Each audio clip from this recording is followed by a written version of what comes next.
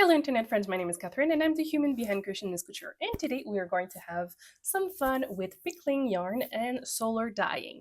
What is solar dyeing? Well, it implies the sun, of course, so we are finally having great beautiful day out, so I will be putting in my pickle jar, because it was my pickle sized Costco jar from Costco that I'm using, so it's just a fun little way of saying that I put that in a jar, and we're going to put leftover dye, so it's a leaf dye at the same time, and we're going to let it set aside for a few, like 24 hours in the sun, and then after that we're going to steam block it, and we're going to see the final result of the solar dyeing of my pickle jar.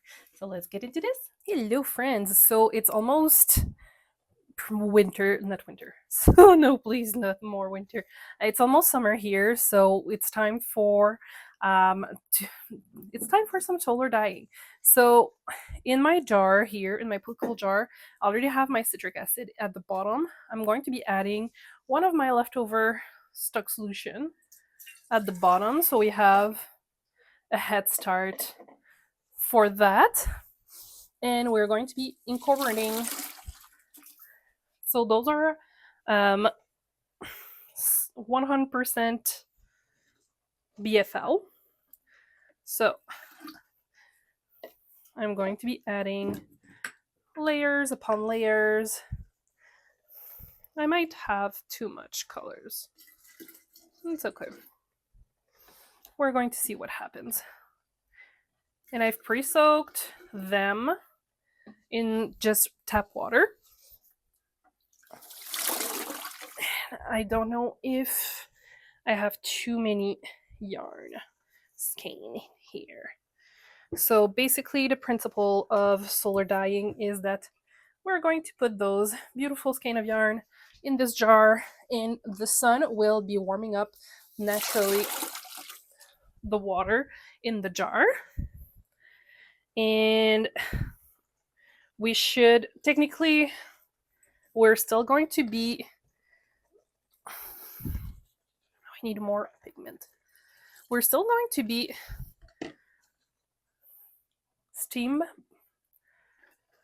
steaming them after, to ensure that the color has properly like struck the yarn. But the sun will do most of the job for us. Oh, I have a fifth one, but I don't think it will fit in the jar. Oh, crap. I should have listened to myself and not pre-soak that.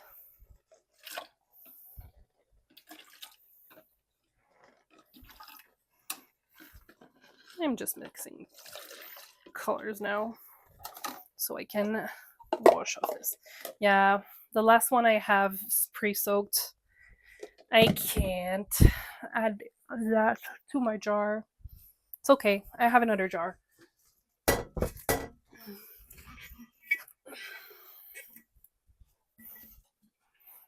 We're going to use this jar. The problem is that I lost the top of this jar. Oh, that was way too much.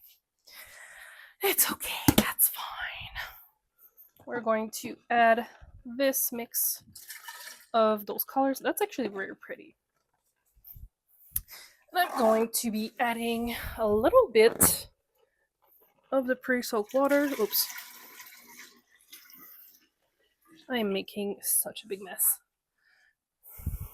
because I'm going to try to do a total, since we have the room in the jar.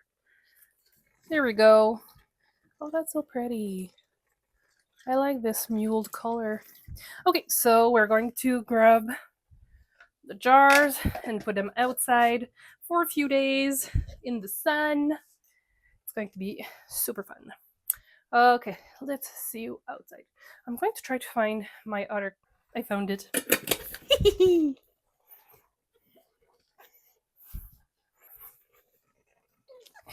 And we will have those jars there for a few days, and we will come back to see how much color has struck there.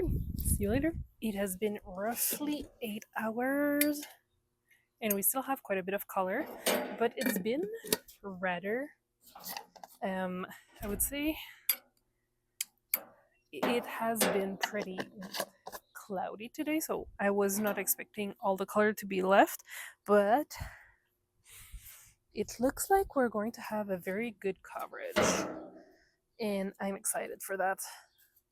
So I will going to leave this alone, and will be back tomorrow morning to see what's up with them. And this is the next morning. We're going to see. We still have quite a bit of color, which I was expecting because it was night. So, but we're getting there, and today is supposed to be super sunny, so we should be able to get a good temperature inside of of those jars. So it's currently 8:41 a.m. So I'm going to come back probably around like noon, or just to take a peek and see how much color there seems to be left. There is already citric acid in both of those jars. So this is why the color is actually striking, but it is striking slower. This is our BFL as well, so it helps to slow the process of that, so we should actually have a little bit more coverage and less white patches or pastel patches. So I will see you later. Okay. So it's currently almost 1 p.m. and we're almost, this one is almost completely struck, and yeah, so I'm going to leave it for the rest of the day, but we're doing good. So it's 7 p.m. now. We should have, yeah, we are good for this one. So we're going to go inside. Yep. And we're going to be steaming this for 30 minutes. Yep. I will see you inside. Okay, so we are going to be adding these. Oh, this smells weird. And the water is still quite warm. So we are going to be steaming those. Oops. So that we can be sure that it is properly set.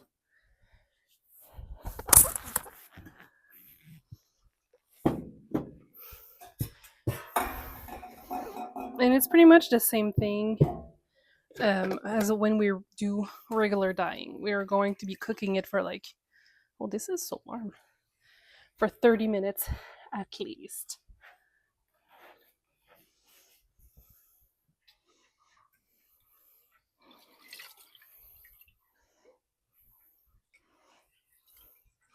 Some of those skeins are very pretty.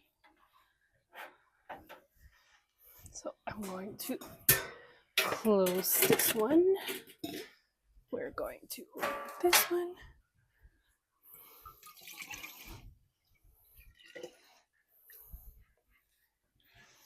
And we will have some color left in those jars. So what I'm going to do is I'm going to grab other skeins of yarn, and I'm going to put those that liquid in a pot, and I'm going to be cooking in this pot, to be specific.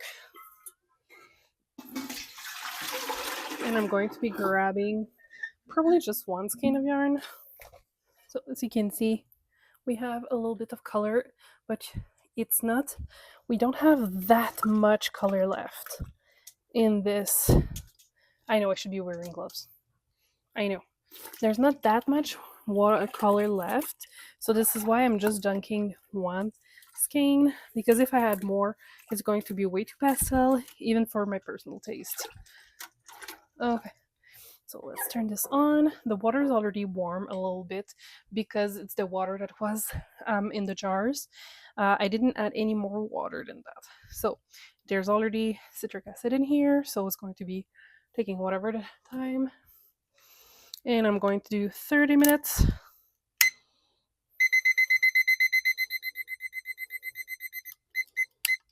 And I will see you in 30 minutes. Okay, so it's been 30 minutes. I will grab my glove to be able to remove the covers without burning myself. That looks great. So now that the both have cooked for 30 minutes, I will be able to turn off the heat.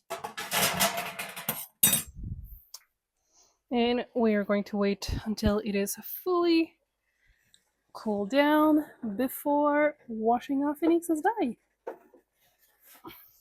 And as you can see here, that was hot. No, the little color is just due to, this is cool, um, because I didn't pre-soak this cane, so there's a little lanolin in it.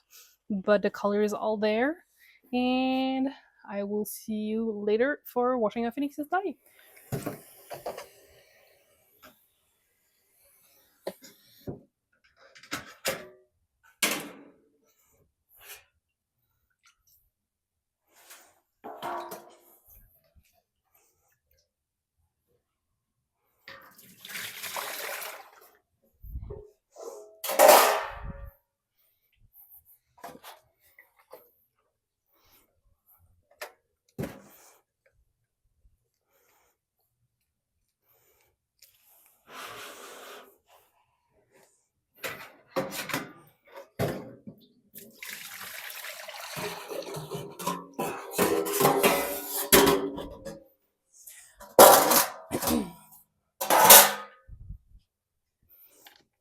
Okay, so I don't think we will have a whole lot of bleeding because this was leftover dyes from previous stock solutions. The colors are so pretty. I love them. We're going to let this rest for like 10-15 minutes and we're going to come back. And oh, I guess I could add. Yeah, I think I'm going to be adding that little yarn from that one. Like I said, we didn't have a whole lot of color left in those jars, which is always nice. So okay, timer 10-15 minutes. See you later. Okie dokie, let's look. Do I have all the skeins? I think so. We don't have anything, so this is going to go in the spin dryer. Oh, that's lots of water. And I'm going to let this dry overnight, and I will see you tomorrow for the final result. Bye! And here's the final result for our pickle jars. You can see that we have some lighter patches, which is normal because we have a lot of natural resistance in the jar with everything. And this is the one that was almost a tonal. So we did gain really pretty soft colors. It's almost a gradient within itself. And like I mentioned, we had a very faint color and there was not a whole lot of the color in the jar left. So this is both combined for both jars. So I'm very happy that we were able to use all that color because I really don't like when we have color left over in there. And I really love this technique.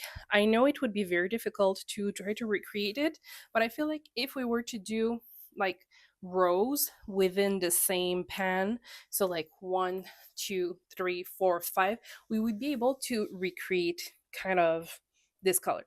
So the one thing that I want you to remember when it comes to solar dyeing, it's that you would technically always need to block the color with a steam. So you could either just dye it in a pot if you want, instead of doing one pot with a random skein in it to grab the rest of the leftover the colors, or you can do like I did with I'm sorry, with a steaming basket and just steam work it. So those are the two things that you could do, but it is really important that you let it cook for at least 30 minutes, even though technically I feel that just the warmth of the sun would be enough, just in case.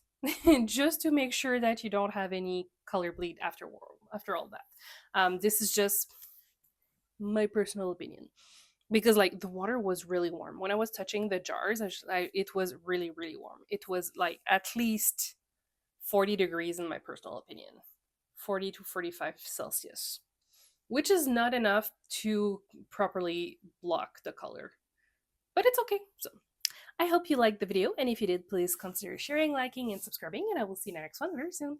Bye!